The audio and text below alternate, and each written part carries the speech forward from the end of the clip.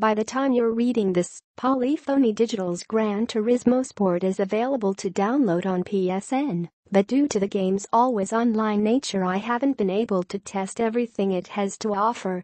Servers were taken down for maintenance over the weekend, leaving me with only the arcade mode to play. And though I do enjoy GT Sport's driving model, it's difficult to feel motivated by one-off arcade races when all currency and experience earned is voided once I shut off my PlayStation 4. Things aren't off to a great start.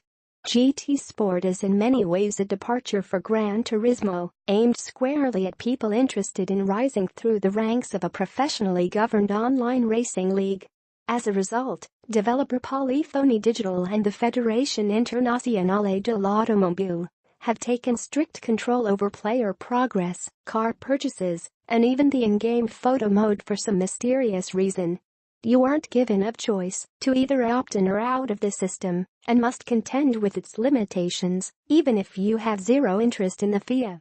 This attitude is indicative of a larger problem, catering almost exclusively to the tastes of racing's elite upper crust.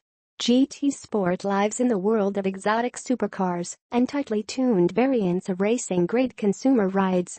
Gone are the days of experimenting with cars from decades past that offer more charm than horsepower. If that's what you're after, you should probably keep playing Gran Turismo 6 or look to a modern alternative like Forza Motorsport 7 to get your fix.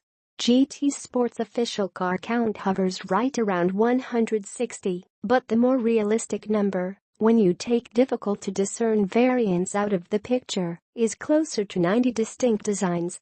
Most manufacturers feel woefully underrepresented, with only 2 or 3 unique models to choose from.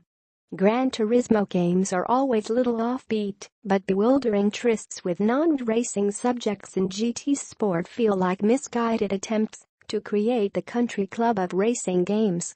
It's amusing at first, when the game's menu backdrop fades from an interesting event in racing history to, say, the date that Celine Dion won her first Grammy, or the discovery of the neutrino, but over time these flourishes start to leave a bad taste in your mouth as you discover how little racing content there is to explore, even when servers are up and running.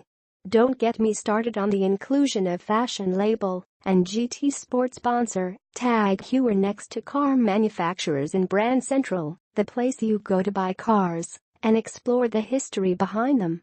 Seeing a watchmaker get the same treatment as a car designer in a racing game isn't harmful, but it makes you question where its priorities lie.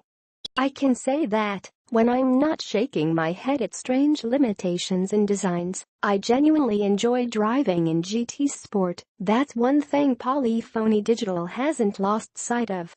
Whether or not the amount of missions and cars is enough to keep me engaged in the long run is the real question.